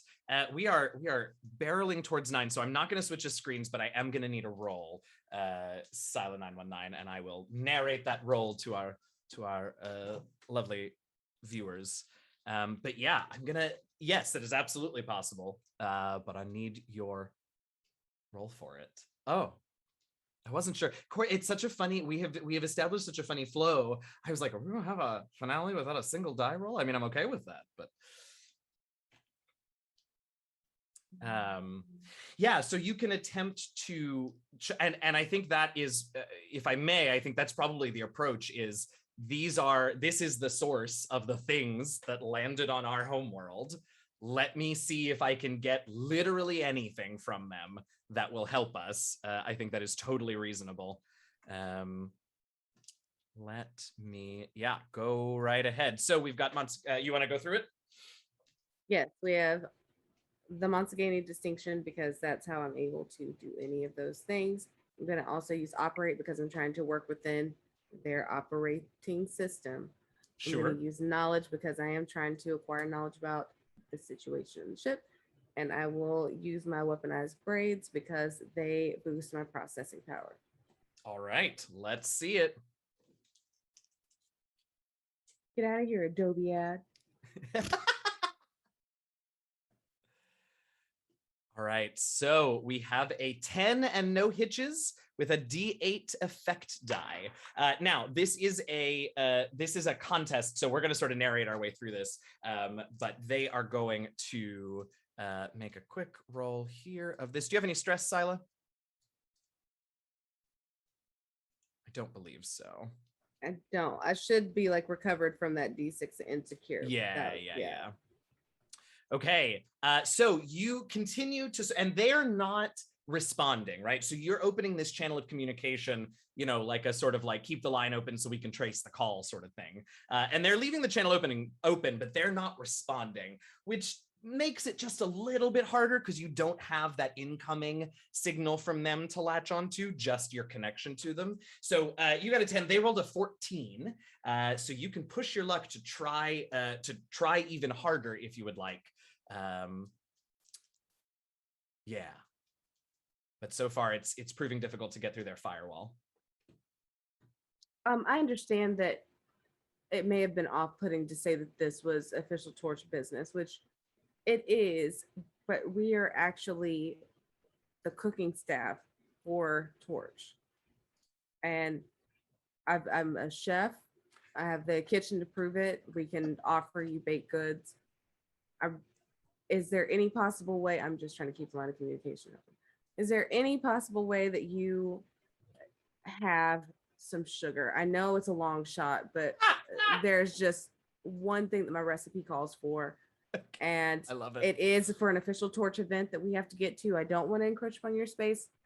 I just needed to know if Incredible. Are we getting any kind of connection right now? Is it coming? Yeah, so you can roll, you can create a new die pool and roll again. 14 is your number to beat as you're doing this. I love it. Then I will tell you Roll what for you bold. get back. All right. So we're gonna All go right. do it right or get out of my way. Yes, that's right.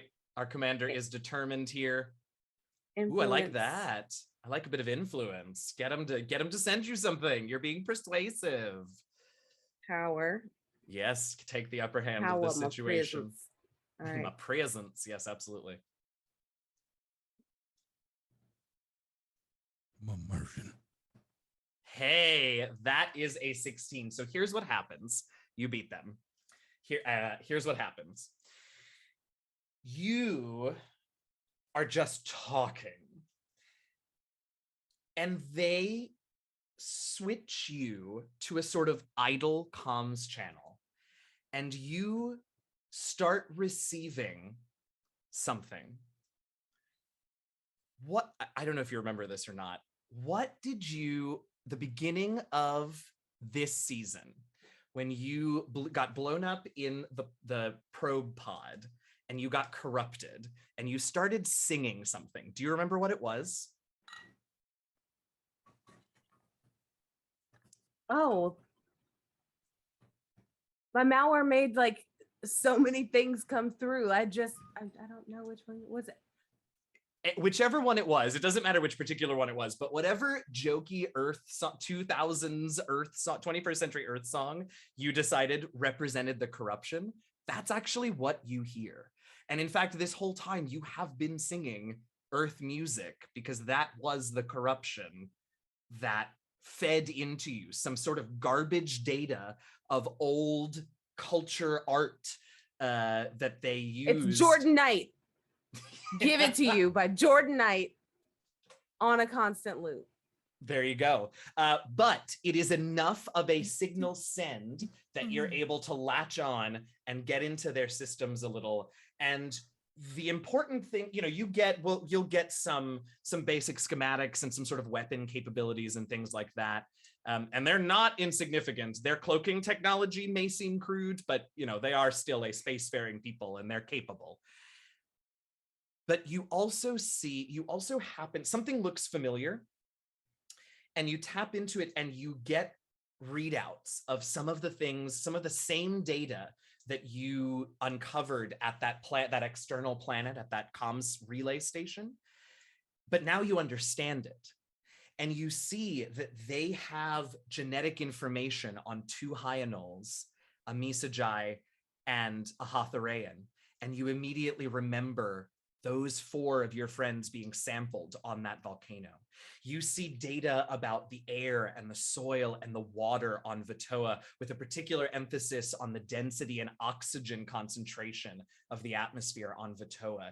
You see star charts that you now recognize, not just Vutoan star charts, but a path from this system to yours. And you realize that these people are planning to come to you, and considering how much they are testing whether or not your biome is compatible with them, they probably are planning on staying a while. Are you saying that they got a Costco sample and came back and now want the whole tray? Because that's not how that works. That is Kinda a childish. horrifically accurate description. I hate it. These are But I my love snacks, it. if I may. You don't come back and get the whole tray of the snacks. That's childish. This whole time, Ilay, have you been retreating as ordered? I think Tactical retreat. It's the yeah, sure. We slowly backing up, real slow. We back creeping, Absolutely. if you will. Absolutely. All right. I don't know if that changes your orders of retreat in any way. Do you convey that information to the group? Right? Do you all remember when you were poked in the neck and the samples were drawn? I remember that. They have all of your samples. They have all of your data. They have all the information on Vutoa, and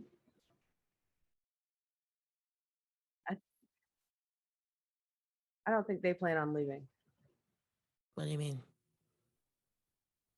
I think she's saying they're planning to invade. They're testing their survival rates. Like they've tested us. They've tested to see what we're made of, to see how we survive here. I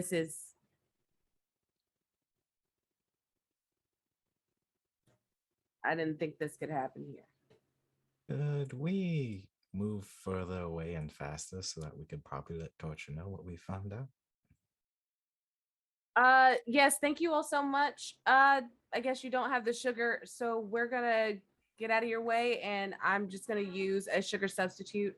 Thank you so much. I've got a coconut sugar that's actually really, really fantastic. It's so good. It is. It's also gluten free. So thank you so much, and we're gonna get out of your space. Goodbye. Skirt.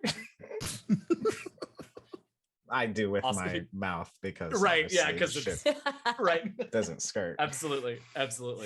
Yeah, you all are able to retreat out of the system past the sort of cloaking walls, which were sort of messing with your ability to it didn't totally break your communication outside of the system, but it was sort of making it garbled. So once you're past that border, you see those five ships that were sort of following you continue to the edge of what they obviously consider their space, but they come no further outside of there. They don't retreat again. They're obviously watching, but there they sit. I'm gonna go all ahead flank, which is the fastest we can go, and I will put a little marker on our little solar or star chart or universe chart so we know where it is next time. Yeah, I'm gonna put a little pin. I'm just gonna put a pin in it, and then we're just gonna keep going. Yeah. Keep going. Where? Home. We need Probably to call home. Torch. Yeah. Yeah. You can get Torch on comms, and Major Rafia is very quickly on the line for your update. Ikemba. Those are your people, your predecessors. Yeah. Maybe. But the question remains, how well will they play with us? Anyone with intentions of coming and not leaving. Anyone that was willing to blow us out of the sky rather than have a conversation. To show up, to sample, to not talk. Quite problematic. A little bit. I'm sorry, you were saying something and I interrupted you. My apologies. I don't know if you want me to say it. I feel like we already know what you're going to say. But at this point, you have to say it for it to be real. Are you ready to go to war with your people? Because I am. I'll be in my room. And Koseh turns and walks away.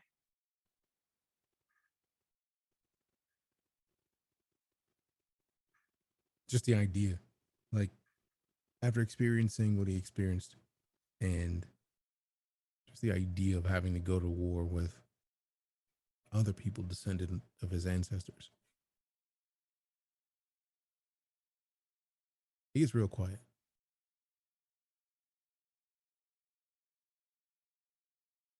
Doesn't have words.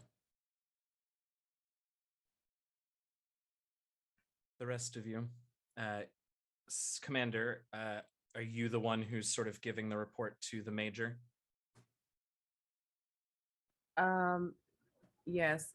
And then I think Ilay and Invicta are still in the room. I think, yeah, Or still on the bridge. Ikemba as well. Everybody's still on the bridge except for Koseh. Koseh, yeah. So I imagine we've just relayed all this information to Major Rafia. Sure. So what do you think? And there is a pause because, well, in part because Major Rafia pauses, but also because you are far from Vutoa at this point, and there is a comms delay, and that's normal, that's expected. But this pause is long enough, you're far enough out that it gives you just a bit of time to sort of consider what's happening, what may happen, what Koseh and Ikemba, was that a conversation that everyone could hear? I'm fine with that. Okay. So Same. to consider those words as well, would anyone else like to express anything? He said, staring at the clock before the end of our season finale. Because I do, Rafia's answer, of course, will be coming shortly, but you have a bit of time. Nope, I'm just Okay, overly that's all right. focused on navigating the ship. It doesn't need that much focus. I'm just using it so that it could be a Sure. distraction device. So I Yeah. look occupied. Yeah, absolutely. Absolutely.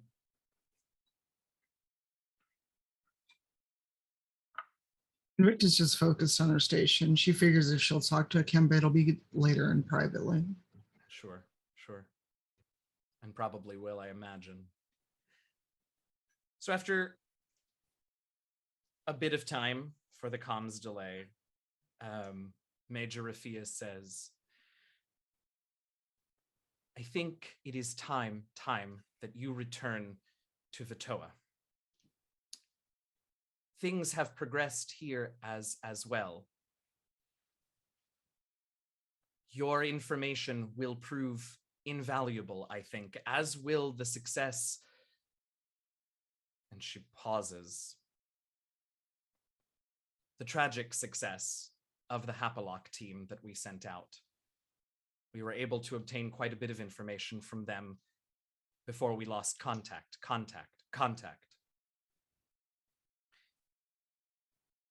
Events are occurring here.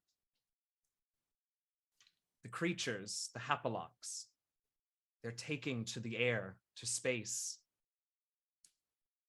Ships by the dozen have been seen leaving the oceans of Vutoa and entering orbit. And ships from these people that you have found, ships of the same metal as the probes, ships that match your descriptions, have begun to arrive. Obviously early scouts, but there have been skirmishes. Not with us. Between these people and the Hapalocks. We don't know if and when the fighting may spill over onto the surface of Vutoa or into other inhabited systems. But we must prepare, and we need you for that. And as she tells you this, we sort of see a view of the Vutoan system and all of these strange tentacled ships rising up from the oceans and entering orbit. Some small skirmishes with obviously Earth ships in the space around Vutoa and other planets in that system. And Rafia tells you so little was known about these two gargantuan forces that now stand poised on our borders for, well, it's hard to say exactly what. And we have decisions to make. You have decisions to make. Do we join this fight? On which side? Or on our own? Should we stay out of it entirely and prepare for when the fighting inevitably comes closer to us? Prepare how? How much time do we have? Or do we just protect ourselves and carry on? Is this none of our business? Will it always remain that way? We need you back here. We have choices to make. And as you all continue the conversation, continue your journey back home to Vutoa, there's a lot of uncertainty and a lot of unknowns. You know a lot more about these Earth ships and their intentions, thanks to your hard work. You do know more about the Hapalocks, thanks to both your interactions with them and the Torch team that was sent. But there's so many unknowns.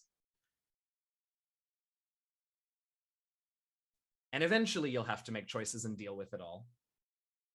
But in the meantime, you travel back to Vutoa with the knowledge that even if the gargantuans in the sky are not your next mission, there is plenty of adventure to be had in the Motherlands. And that's where we'll end season 3. That's so cool. Heavy.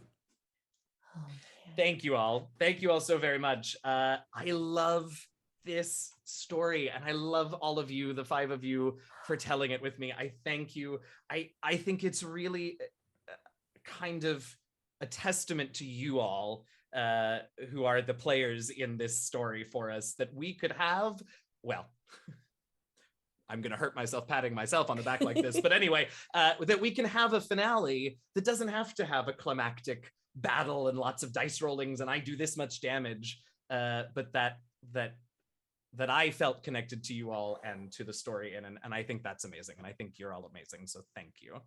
I think you're great. And to all of you who hang out with us and who watch every week, we are very, very grateful that you are here tonight and that you are here in all the 32 sessions past.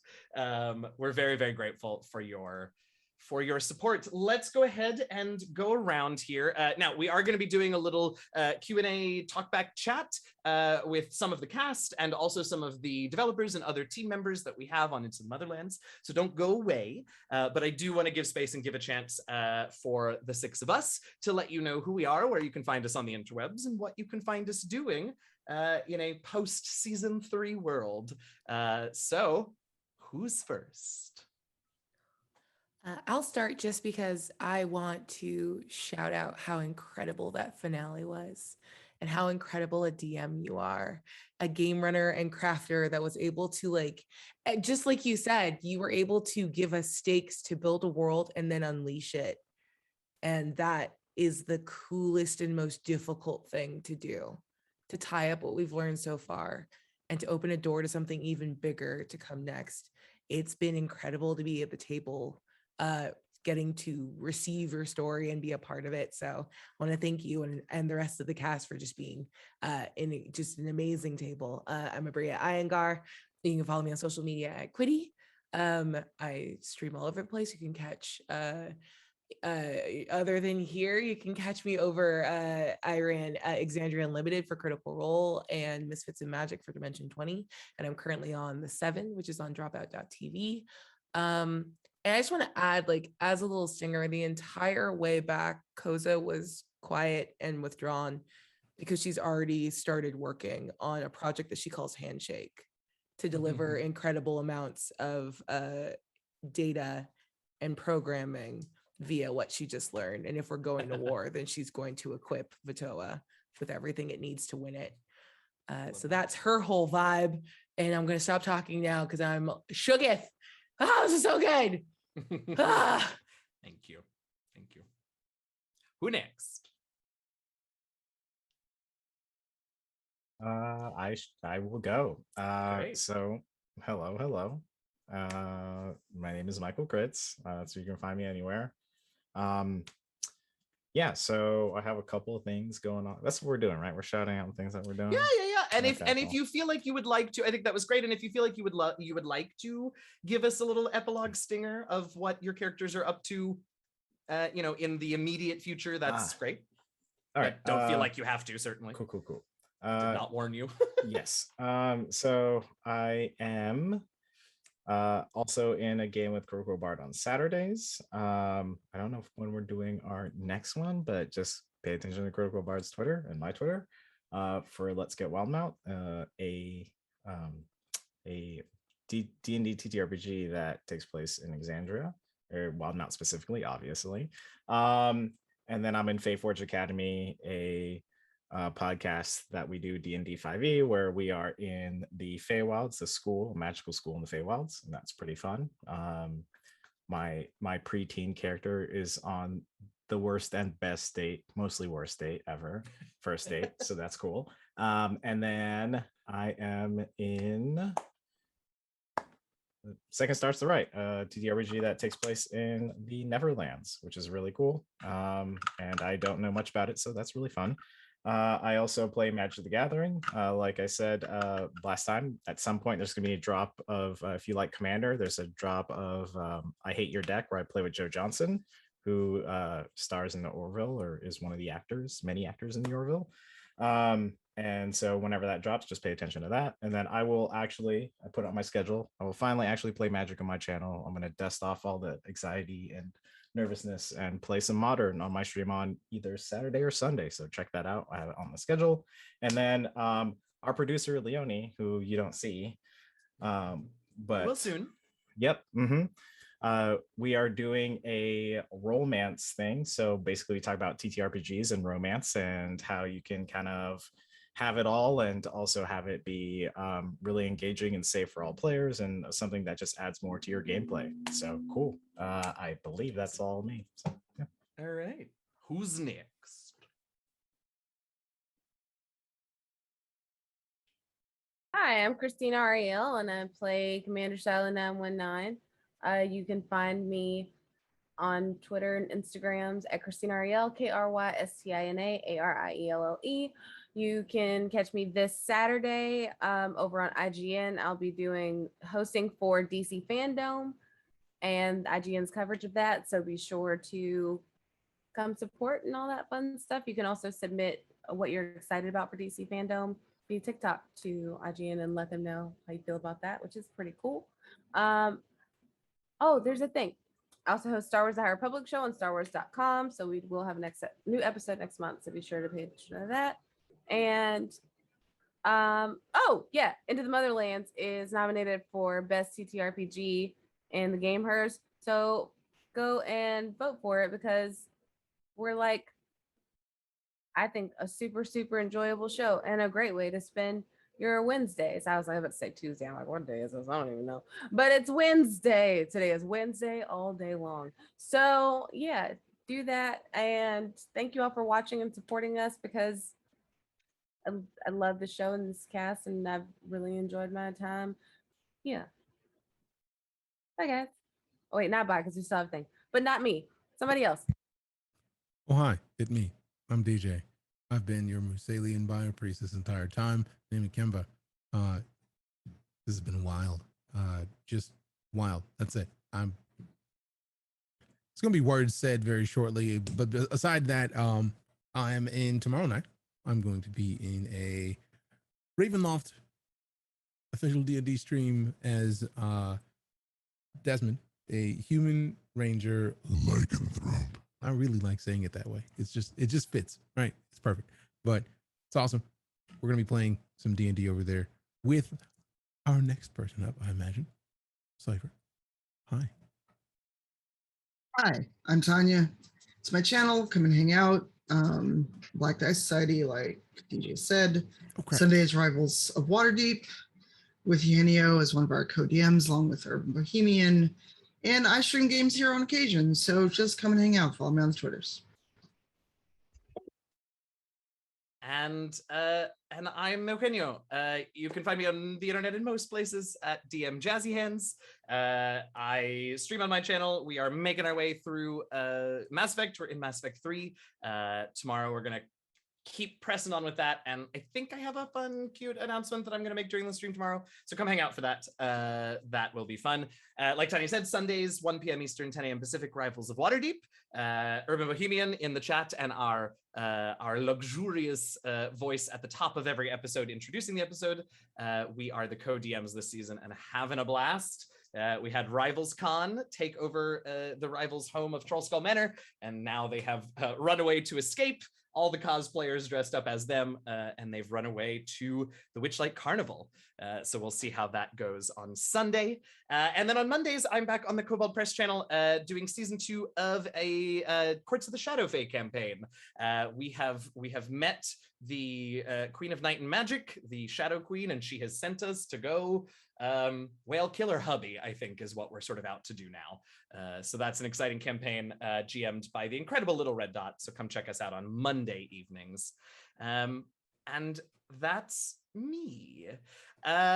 Thank you all again for coming and being here and hanging out with us every week. Thank the 5 of you amazing storytellers for going on this journey with me. That is all for season 3. We are going to take a brief little pause because we've got some folks on the line who are going to be joining us, some of the devs who are going to be joining us, so we can do a little Q&A talk back. So don't go too far. We're going to be doing that shortly.